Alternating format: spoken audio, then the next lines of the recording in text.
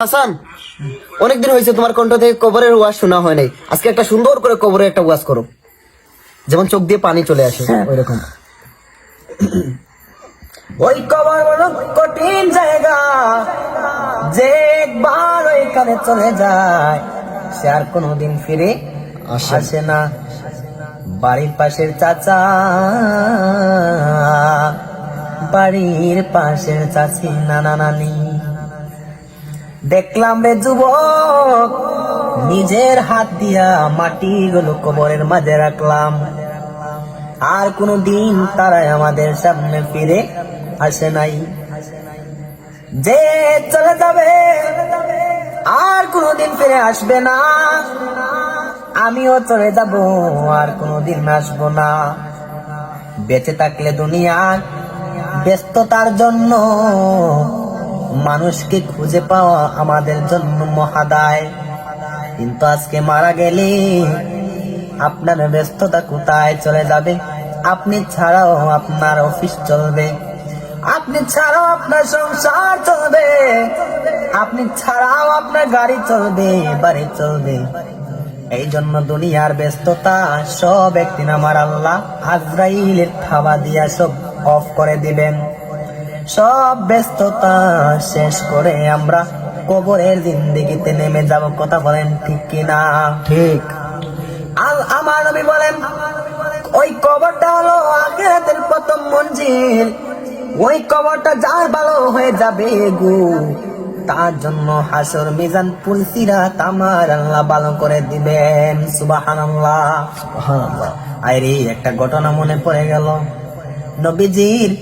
নবীজির মেয়ের জামাই হযরতে উসমান যুন্নুরাইন রাদিয়াল্লাহু তাআলা নবীজির কন্যাকে বিয়ে করলেন।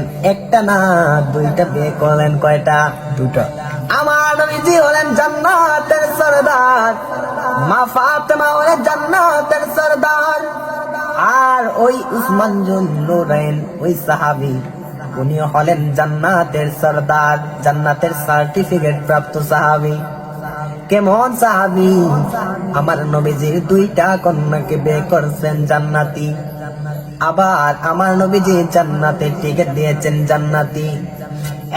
যুবকের দল, আমার এই কথা হলো, যিনি জান্নাতের টিকিট পেয়ে কবরের পাশে গেলে কান্না করি, একবার ভেবে দেখো আমাদের তো কোনো অস্তিত্ব নাই। কোথায় ছিলাম, কোথায় আছি, আবার কোথায় চলে যাব, একটা কিছু আমরা জানি না। এই না জানা সত্ত্বেও রঙের ঘোড়া আর কম দৌড়ায়ও নাই, দুনিয়াটা কম আর দান্দাবাজি কইরা চলো নাই। জীবন একদিন কবরের পাশে গিয়ে কান্না করেছিলানি না? শেষ কবে গিয়ে কবরের পাশে কান্না করছো বলে করি নাই? ওই কবর দেখছো, কবরের ভিতরে আযাব দেখো নাই? আমার নবী বলেন, ওই উসমান যুন্নুরাইন সব জায়গায় গেলে হাসে। বলে হাসো কেন?